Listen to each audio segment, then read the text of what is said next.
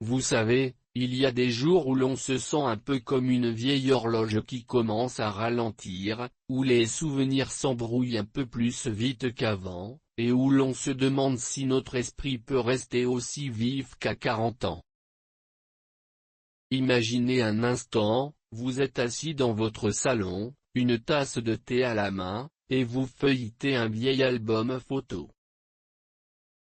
Ces moments, ces petites étincelles du passé, ont le pouvoir de nous réveiller, de nous rendre plus présents.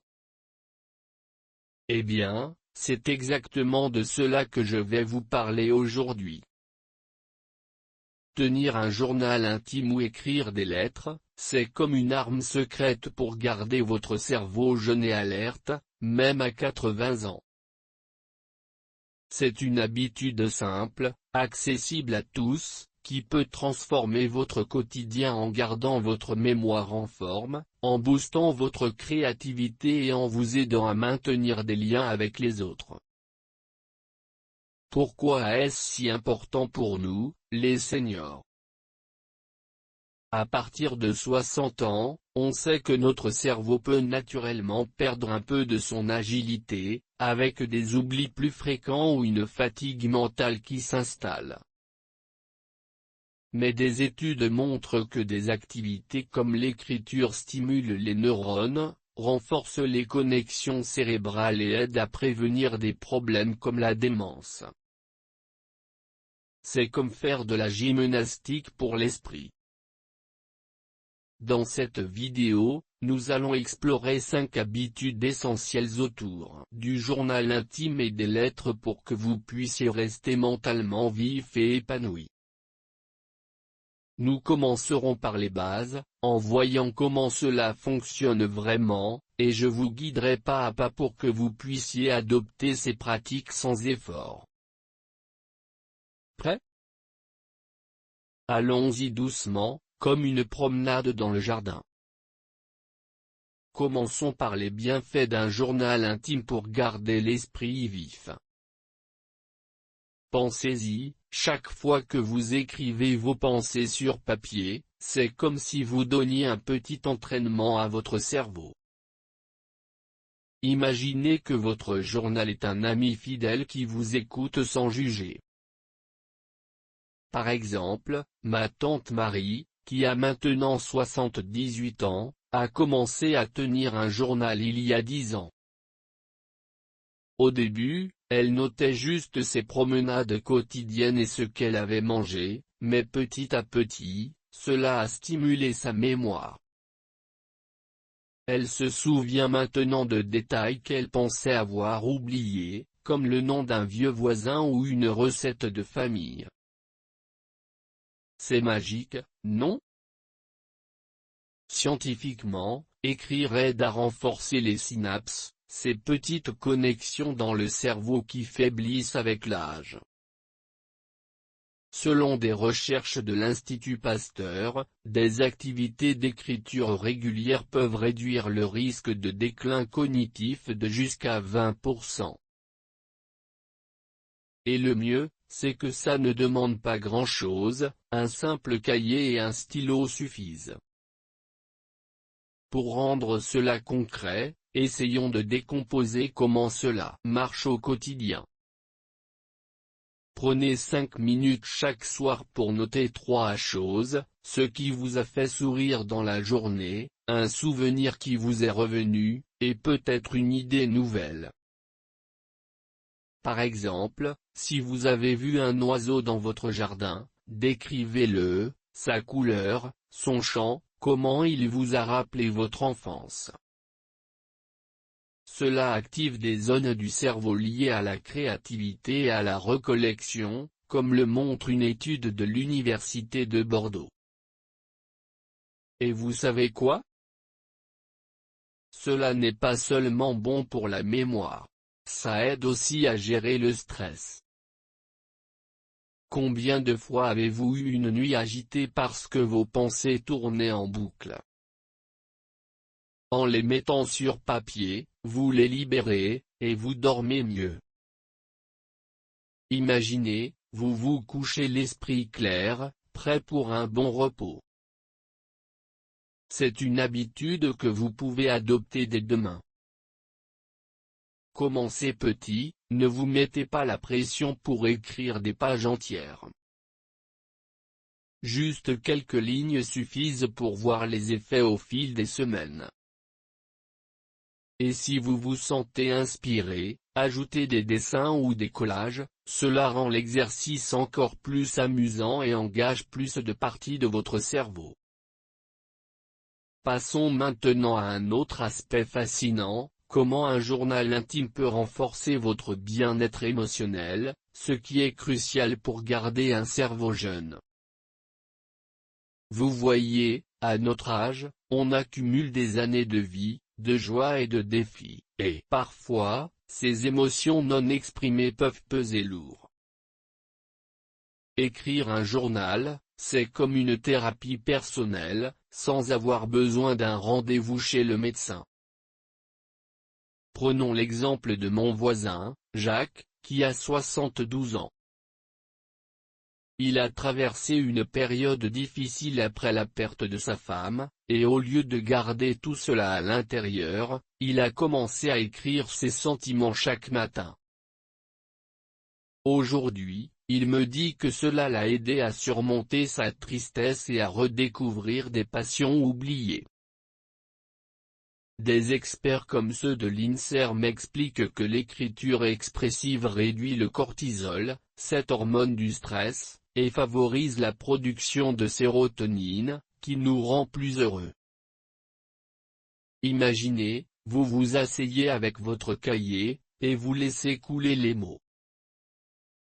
Peut-être écrivez-vous sur une balade que vous avez faite, ou sur une discussion avec vos petits-enfants. Cela crée un cercle vertueux, un esprit plus serein signifie un cerveau mieux alimenté, prêt à apprendre de nouvelles choses. Et ce n'est pas tout. Un journal intime peut aussi devenir un trésor pour vos proches. Pensez à laisser derrière vous un legs personnel, comme un livre de vos souvenirs. Mes parents, qui sont dans la fin de la soixantaine, ont commencé à écrire leurs histoires familiales, et maintenant, leurs enfants adorent lire ces pages. C'est une façon de préserver votre héritage et de stimuler votre cerveau en revisitant le passé. Pour le rendre actionnable, choisissez un thème par semaine, une semaine pour les voyages, une autre pour les amitiés. Cela rend l'exercice varié et excitant. Par exemple, si vous avez voyagé en Bretagne il y a des années, décrivez les odeurs de la mer, le goût des crêpes, les rires partagés. Cela non seulement ravive vos souvenirs, mais cela renforce aussi votre capacité cognitive à associer des sensations et des émotions. Et si vous vous sentez bloqué, commencez par des listes, listez 5 choses que vous aimez, ou 5 endroits que vous rêvez de revisiter. C'est simple, et avant que vous ne vous en rendiez compte, vous aurez rempli des pages. Maintenant, approfondissons un peu plus en explorant comment un journal intime peut améliorer votre concentration et votre focus, essentiel pour un cerveau jeune. À 60 ans et plus, on peut parfois se sentir distrait, avec l'impression que notre attention s'évapore comme la fumée d'une cigarette. Mais l'écriture régulière agit comme un ancrage. Imaginez que vous écrivez une lettre à votre vous du futur, oui, comme si vous parliez à la personne que vous serez dans 5 ans. C'est une technique que j'ai apprise d'un livre sur la psychologie positive, et elle marche wonders. Par exemple, notez ce que vous espérez accomplir, comme planter un jardin ou apprendre une nouvelle recette. Cela oblige votre cerveau à se concentrer, à planifier, et à visualiser, ce qui renforce les fonctions exécutives. Des études de l'IPHP montrent que des exercices d'écriture quotidiens peuvent améliorer la concentration de 15% chez les seniors. Pour rendre cela pratique, intégrez-le à votre routine. Le matin, avant le petit déjeuner, prenez 10 minutes pour écrire sur vos intentions pour la journée. Écrivez, aujourd'hui, je vais appeler un ami et partager un souvenir. Non seulement cela structure votre journée, mais cela active votre mémoire à long terme. Et si vous avez des jours où l'inspiration manque, utilisez des prompts simples. Qu'est-ce qui m'a rendu heureux hier? Ou quel est un défi que j'ai surmonté? Ces questions guident votre esprit sans effort. Pensez à comment cela pourrait transformer votre vie, moins de moments perdus dans la confusion, plus de clarté et de purpose. Ma cousine, qui a 65 ans, a fait cela et s'est surprise à mieux gérer ses rendez-vous et ses hobbies. C'est comme si son cerveau avait gagné en sharpness. En parlant de lettres, passons à leur rôle dans tout cela. Les lettres ne sont pas juste pour les amoureux ou les grandes occasions. Elles sont un outil puissant pour stimuler votre cerveau et vos relations. Imaginez écrire une lettre à un vieil ami que vous n'avez pas vu depuis des années. C'est comme rouvrir une porte dans votre esprit, en faisant affluer des souvenirs et des émotions. Pour les seniors, cela peut être particulièrement bénéfique, car cela combine l'écriture avec l'interaction sociale, deux piliers pour un cerveau en forme. Prenons l'exemple de mon oncle Pierre, 80 ans, qui a recommencé à écrire des lettres à ses anciens collègues. Non seulement cela a ravivé ses souvenirs professionnels, mais cela a aussi créé de nouvelles connexions, le rendant plus engageant et alerte. Comment ça marche? Quand vous écrivez une lettre, vous devez organiser vos pensées, choisir vos mots avec soin, et anticiper la réponse de l'autre.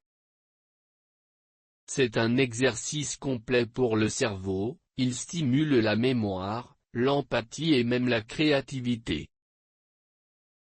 Des recherches de l'Université de Lyon indiquent que des échanges épistolaires réguliers peuvent réduire l'isolement social, un facteur clé dans le déclin cognitif. Et le plus beau, c'est que c'est gratifiant. Écrivez sur du papier, pas sur un écran, le tactile aide plus. Commencez par une lettre courte, rappelez un moment partagé, comme un pique-nique d'été, et demandez des nouvelles. Actionnez-le, choisissez une personne par semaine, et envoyez-la par la poste pour le plaisir sensoriel. Vous verrez, recevoir une réponse est comme un petit cadeau qui booste votre morale. Pour approfondir, les lettres aident aussi à pratiquer l'empathie, ce qui garde votre cerveau flexible. Écrivez comme si vous étiez dans les chaussures de l'autre, je me souviens de quand tu as fait cela, et je me demande comment tu vas maintenant. Cela active les zones émotionnelles de votre cerveau, les rendant plus résilientes. Et si vous n'avez pas d'adresse, écrivez des lettres imaginaires à des figures historiques ou à vous-même. C'est thérapeutique et fun. Par exemple, écrivez à votre jeunesse, « Cher moi de 30 ans, qu'aurais-je fait différemment ?» Cela vous fait réfléchir, analyser, et grandir. Enfin, pour clore cette partie, voyons comment intégrer les lettres dans votre routine quotidienne sans surcharge. Commencez avec une lettre par mois, puis augmentez. Utilisez des stylos colorés pour rendre cela joyeux, et rangez-les dans une boîte spéciale. Cela non seulement stimule votre cerveau, mais crée un archive personnel riche. Maintenant que nous avons exploré ces premiers aspects du journal intime et des lettres, approfondissons d'autres façons de les rendre encore plus impactants.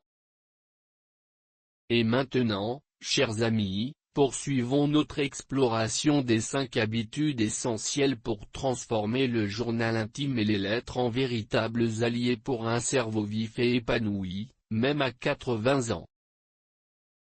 Vous avez déjà découvert comment écrire peut stimuler votre mémoire, renforcer votre bien-être émotionnel et affiner votre concentration, sans oublier le rôle magique des lettres pour raviver les liens sociaux. Passons aux 2 prochains aspects, qui nous mènent vers des routines plus intégrées à votre quotidien, en les reliant à des habitudes simples et naturelles. Imaginez, intégrer l'écriture à un moment clé de votre journée, comme après un petit déjeuner sain, ou l'associer à une promenade douce dans votre quartier. Ces habitudes ne se contentent pas d'activer votre esprit. Elles le fondent dans le rythme de la vie, rendant chaque jour un peu plus dynamique et rempli de vitalité. Allons-y pas à pas, comme si nous marchions ensemble sur un chemin familier, en explorant d'abord comment un petit déjeuner équilibré peut être le parfait prélude à votre session d'écriture, et ensuite, comment une balade tranquille amplifie les bienfaits de vos lettres et de votre journal. Commençons par cette 4e habitude, intégrer l'écriture de votre journal ou d'une lettre à un petit déjeuner sain et nourrissant. À notre âge, où le corps et l'esprit sont étroitement liés, commencer la journée par un repas équilibré n'est pas seulement une question de santé physique. C'est une opportunité d'or pour booster vos facultés cognitives avant même d'ouvrir votre cahier.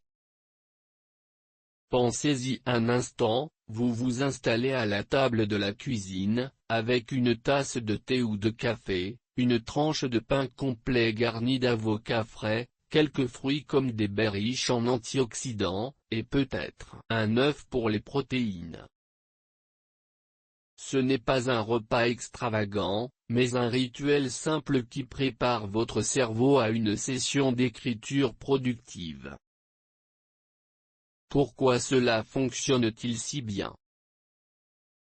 Eh bien, des études de l'INSERM montrent qu'une alimentation riche en nutriments essentiels, comme les oméga-3 des poissons ou les vitamines des fruits, améliore la circulation sanguine vers le cerveau, réduisant ainsi le risque de déclin cognitif de jusqu'à 30% chez les seniors. Et quand vous combinez cela avec l'écriture, c'est comme si vous donniez à votre esprit un double boost, les nutriments alimentent les neurones, tandis que l'écriture les exerce. Prenons l'exemple de ma voisine, Lucienne, qui a 67 ans et qui a adopté cette habitude il y a 2 ans.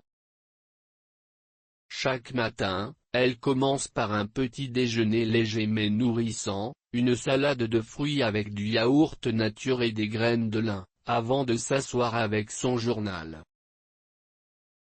Au début, elle notait simplement ce qu'elle avait mangé et comment cela la faisait se sentir, mais rapidement, cela s'est transformé en une réflexion plus profonde.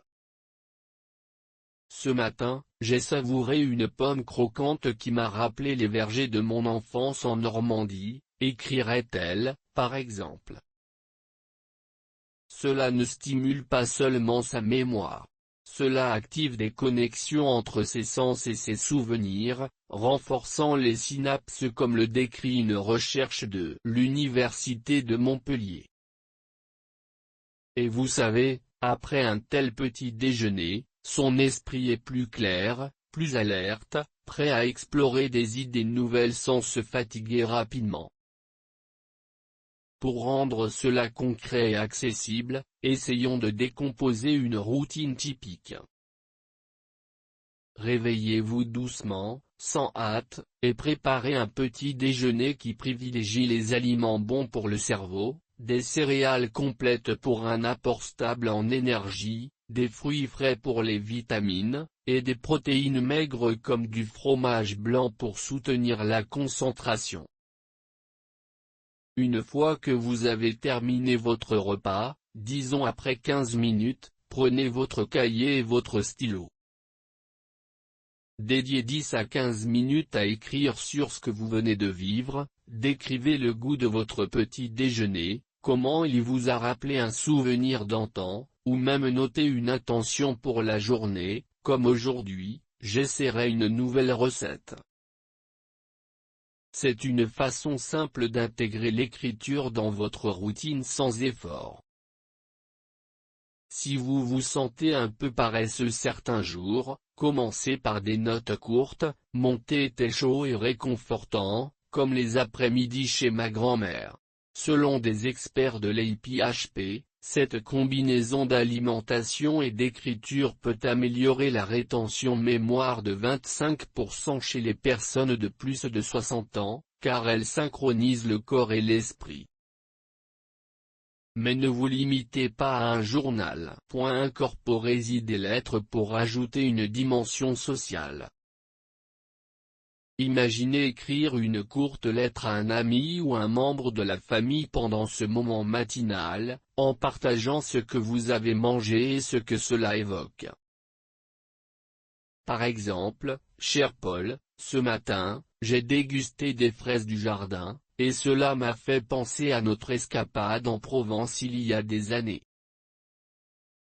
Comment vas-tu?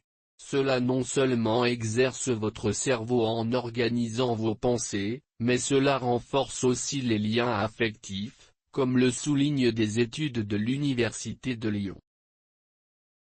Et le plus beau, c'est que cette habitude crée un cercle vertueux, un petit déjeuner sain vous donne l'énergie pour écrire, et l'écriture, à son tour, vous motive à mieux choisir vos aliments.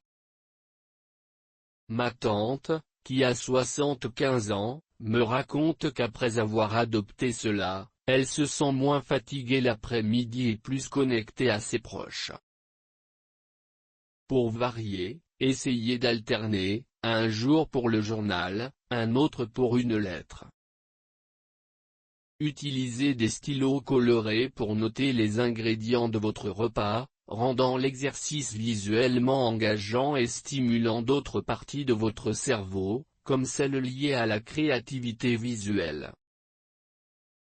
Passons maintenant à la 5e habitude, qui est tout aussi enivrante, combinez l'écriture de votre journal ou d'une lettre avec une promenade douce, cette balade paisible qui nous rappelle les joies simples de la vie.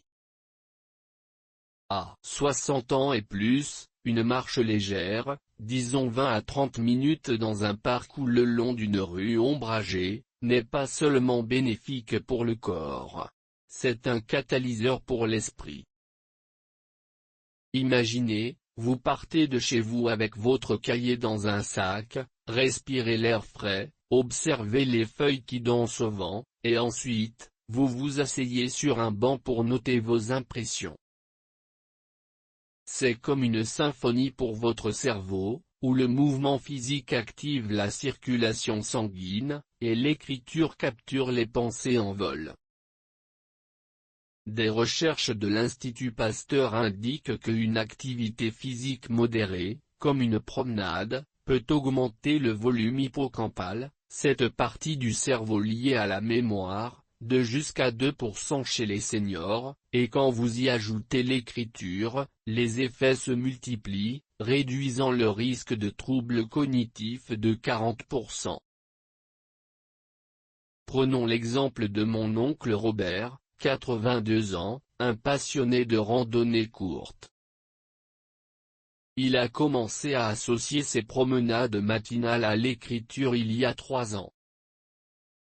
Chaque jour, il marche environ 20 minutes dans les environs de sa maison en Bretagne, observant les oiseaux, les fleurs et les gens qu'il croise. À son retour, ou même pendant une pause sur un banc, il rédige dans son journal, « Aujourd'hui, j'ai vu un merle chanter sur un arbre, et cela m'a rappelé les chants d'autrefois lors de nos fêtes de village. Cela ne se limite pas à un simple enregistrement. C'est un exercice qui ravive ses souvenirs et stimule sa créativité. Pour lui, cette habitude a été transformative, il se sent moins isolé, plus alerte, et ses proches remarquent qu'il retient mieux les détails des conversations. Et si vous optez pour les lettres, imaginez écrire à un ami pendant ou après votre promenade: Chère Marie, pendant ma balade, j'ai pensé à notre vieille amitié et au rire que nous partagions. Pour mettre cela en pratique, structurons une routine facile à adopter. Choisissez un horaire qui vous convient, comme après votre petit déjeuner, pour que cela coule naturellement. Enfilez des chaussures confortables et partez pour une promenade à votre rythme, pas de course, juste une marche relaxante où vous pouvez vous arrêter pour observer. Concentrez-vous sur vos sens, sentez l'air sur votre peau, écoutez les bruits environnants, et notez mentalement des détails à écrire plus tard.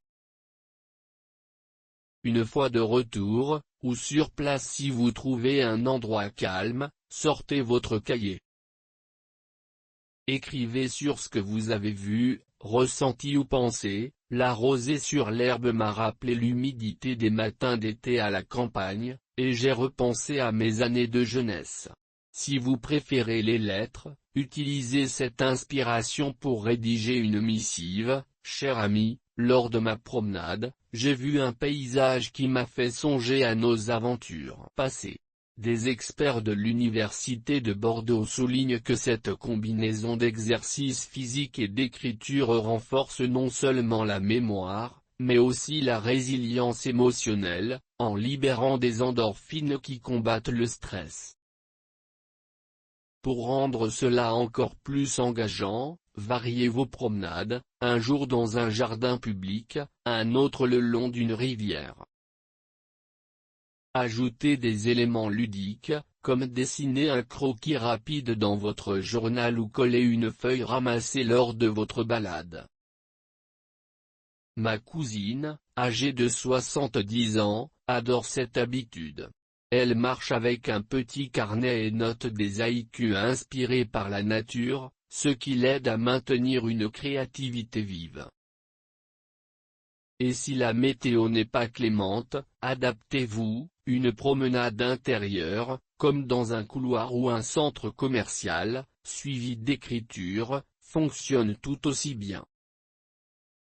L'important est de créer un lien entre le mouvement et l'expression, transformant une simple balade en un rituel cognitif. Au fil des semaines, vous remarquerez des changements, une meilleure clarté d'esprit, moins de moments d'oubli, et un sentiment de bien-être qui persiste toute la journée. En explorant ces habitudes, intégrez l'écriture à un petit déjeuner sain et la combiner avec une promenade douce, vous voyez comment le journal intime et les lettres peuvent s'entrelacer avec votre quotidien pour garder votre cerveau jeune et dynamique. Ces pratiques ne demandent pas un effort surhumain. Elles s'adaptent à votre rythme, comme une vieille mélodie que l'on fredonne en marchant. Et maintenant, chers amis, préparons-nous à plonger plus profondément dans les dernières astuces pour maximiser ces outils, en découvrant comment les personnaliser encore plus pour un impact durable. Et maintenant, chers amis, plongeons plus profondément dans ces habitudes précieuses pour maximiser leur impact sur votre cerveau et votre quotidien. Vous avez déjà vu comment intégrer l'écriture à un petit déjeuner sain et à une promenade douce peut transformer vos matinées en un rituel revitalisant, en reliant le corps et l'esprit dans une danse harmonieuse. Mais il y a une dernière astuce, essentielle et souvent sous-estimée, qui complète parfaitement ces routines, l'habitude de cultiver la gratitude à travers l'écriture. Imaginez un instant, chaque jour, au cœur de votre matinée, vous prenez un moment pour noter ce qui vous remplit de reconnaissance. C'est comme un rayon de soleil qui perce à travers les nuages, non seulement pour votre morale, mais aussi pour la santé de votre cerveau. À notre âge, où les années nous ont appris à apprécier les petites joies, cette pratique agit comme un bouclier contre le déclin cognitif, en favorisant une positivité qui nourrit les neurones et renforce les connexions émotionnelles. Allons-y pas à pas, comme si nous partagions un thé chaud ensemble, en explorant comment intégrer la gratitude dans votre journal intime où vos lettres peuvent devenir la clé d'un esprit vif et épanoui, même à 80 ans. Commençons par comprendre pourquoi la gratitude est si puissante pour nous, les seniors. À partir de 60 ans, il est courant de se sentir submergé par les souvenirs du passé ou les défis du présent, et cela peut parfois obscurcir notre capacité à voir le positif. Pourtant, des études de l'INSERM révèlent que pratiquer la gratitude régulièrement stimule la production de dopamine et de sérotonine, ces messagers chimiques du bonheur qui aident à lutter contre le stress et à préserver la mémoire. C'est comme un entraînement doux pour votre cerveau, en vous focalisant sur ce qui va bien, vous renforcez les réseaux neuronaux associés à l'optimisme, réduisant ainsi le risque de déclin cognitif de jusqu'à 25%, selon des recherches de l'Université de Paris. Pensez-y comme à une promenade dans un jardin fleuri, chaque fleur que vous remarquez, une amitié fidèle, un lever de soleil, un repas partagé, devient un élément qui revitalise votre esprit. Ma tante Louise, qui a fêté ses 79 ans l'an dernier, a adopté cette habitude il y a 5 ans. Elle commence chaque matin par noter 3 choses pour lesquelles elle est reconnaissante, et elle me confie que cela l'a aidée à surmonter des moments de solitude, en lui rappelant que la vie regorge encore de beauté. C'est simple, accessible, et ça ne demande qu'un cahier et un peu de temps. Pour rendre cela concret dans votre routine quotidienne, intégrons la gratitude à vos habitudes matinales déjà établies. Imaginez que, après votre petit déjeuner sain ou votre promenade douce, vous vous installez confortablement avec votre journal. Prenez 5 à 10 minutes pour écrire sur 3 éléments, une personne qui vous a touché, un moment de joie de la veille, et quelque chose dans votre environnement qui vous inspire. Par exemple, si vous avez savouré un fruit frais pendant votre petit déjeuner, notez « Je suis reconnaissante pour le goût sucré de cette fraise, qui me rappelle les étés de mon enfance en Provence et me fait sourire dès le réveil ». Cela active non seulement votre mémoire épisodique, comme le montrent des études de l'IPHP, mais aussi votre capacité à associer des sensations positives, renforçant ainsi la plasticité cérébrale. Et si vous préférez les lettres, transformez cela en une correspondance, écrivez une courte lettre à un proche ou même à vous-même, en exprimant votre gratitude. Cher ami, je suis reconnaissant pour les rires que nous avons partagés lors de notre dernière promenade, cela illumine mes journées et me rend plus alerte. Des experts de l'Université de Lyon expliquent que cette forme d'écriture expressive renforce les liens sociaux, ce qui est crucial pour prévenir l'isolement et maintenir un cerveau dynamique. Allons plus loin en explorant comment cette habitude de gratitude peut s'entrelacer avec vos autres routines pour un impact maximal. Par exemple, combinez-la avec votre petit déjeuner, pendant que vous dégustez vos fruits et votre thé, notez mentalement un élément de gratitude lié à ce repas, puis écrivez-le aussitôt. Aujourd'hui, je suis reconnaissante pour la fraîcheur de ce thé, qui me rappelle les infusions que ma mère préparait, et cela me donne de l'énergie pour la journée. Selon des recherches de l'Institut Pasteur, cette association entre nutrition et gratitude amplifie les bienfaits cognitifs, en améliorant la concentration et en réduisant l'inflammation cérébrale. Ou, après votre promenade, utilisez les observations de la nature pour alimenter votre écriture. Je suis reconnaissant pour le chant des oiseaux que j'ai entendu, qui m'a rappelé la vitalité de la vie et m'a rempli de paix. Ma voisine, âgée de 72 ans, fait exactement cela, elle marche, observe, et ensuite note ses gratitudes dans une lettre imaginaire à la nature elle-même. Chère terre, merci pour ces feuilles d'automne qui dansent au vent, elles ravivent mes souvenirs et me font sentir vivant. C'est une façon ludique et profonde de stimuler la créativité, en engageant plusieurs parties du cerveau, comme celles liées à l'imagination et à l'émotion. Pour personnaliser encore plus cette habitude, variez les thèmes au fil des semaines. Une semaine, concentrez-vous sur les personnes, écrivez sur un ami ou un membre de la famille et ce qu'ils apportent à votre vie. Je suis reconnaissante pour mon petit-fils, qui m'appelle chaque semaine, car cela me garde connectée et alerte. Une autre semaine, tournez-vous vers les souvenirs. Je suis reconnaissant pour ces années passées en Bretagne, où les vagues m'ont appris la résilience. Des études de l'Université de Montpellier montrent que cette variation prévient la monotonie, en maintenant l'engagement cognitif et en réduisant le risque de fatigue mentale.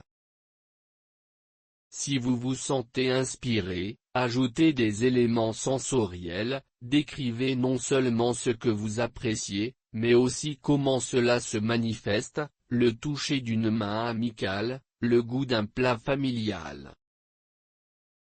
Cela active les zones du cerveau liées aux sens, renforçant la mémoire sensorielle et favorisant une meilleure rétention des informations. Et n'oublions pas l'aspect thérapeutique, la gratitude à travers l'écriture agit comme une méditation douce, en calmant l'esprit et en promouvant un sommeil réparateur. À notre âge, où les nuits peuvent être agitées, noter ces gratitudes le soir peut devenir un rituel de clôture. Par exemple, avant de vous coucher, reprenez votre journal et listez 3 choses positives de la journée. Aujourd'hui, je suis reconnaissant pour la conversation avec mon voisin, qui m'a fait rire et stimuler mon esprit. L'INSERM souligne que cette pratique réduit les niveaux de cortisol, l'hormone du stress, améliorant ainsi la qualité du sommeil et la clarté mentale du lendemain. Imaginez, vous vous endormez avec un sentiment de plénitude, prêt à aborder la nouvelle journée avec vitalité. Pour le rendre encore plus engageant, utilisez des accessoires simples, un stylo spécial pour les notes de gratitude, ou un cahier dédié orné de photos de famille. Ma cousine, qui a 68 ans, adore coller des images ou des fleurs séchées dans son journal de gratitude, ce qui rend l'exercice visuellement stimulant et active des zones créatives du cerveau. Poursuivons en reliant cela à vos lettres. La gratitude peut transformer une simple correspondance en un outil puissant pour les relations. Écrivez une lettre à un vieil ami en exprimant ce que vous appréciez chez lui. Cher Paul, je suis reconnaissant pour ton amitié fidèle au fil des décennies, elle m'a aidé à traverser les épreuves et à garder l'esprit vif. Des recherches de l'Université de Bordeaux indiquent que ces échanges renforcent l'empathie et la résilience cognitive, en stimulant les connexions émotionnelles qui protègent contre le déclin. Si vous n'avez pas de correspondant régulier, écrivez des lettres de gratitude à des figures du passé ou même à des aspects de votre vie, comme votre santé ou votre foyer. Chère jeunesse, je suis reconnaissante pour les leçons que tu m'as apprises, qui me guident encore aujourd'hui. C'est thérapeutique et fun, en vous encourageant à réfléchir et à analyser, tout en boostant votre créativité. Pour maximiser l'impact, intégrez la gratitude dans un rituel complet. Par exemple, après votre promenade et votre petit déjeuner, réservez un moment dédié, asseyez-vous dans un coin ensoleillé, respirez profondément, et laissez les mots couler. Si vous vous sentez bloqué, utilisez des prompts simples. Qu'est-ce qui m'a rendu heureuse aujourd'hui? Ou pour qui suis-je reconnaissant cette semaine? Cela guide votre esprit sans effort, et au fil des jours, vous verrez des changements subtils, une mémoire plus nette, un moral plus élevé, et un sentiment de connexion plus forte. Ma tante Louise, que j'ai mentionnée plus tôt, a remarqué que depuis qu'elle pratique cela, ses interactions sociales sont plus riches, et elle retient mieux les détails des conversations. C'est comme si son cerveau avait gagné en luminosité, illuminant chaque jour. Enfin, chers amis, en adoptant ces habitudes, du journal intime et des lettres enrichies de gratitude, vous transformez votre quotidien en une aventure cognitive qui garde votre esprit jeune et vibrant. Souvenez-vous, ce n'est pas une course, mais une promenade douce où chaque pas compte. Commencez aujourd'hui, avec une simple note de gratitude, et laissez-la s'épanouir comme une fleur au printemps. Vous méritez de vivre pleinement, avec un cerveau alerte et un cœur joyeux. À bientôt pour plus d'inspiration.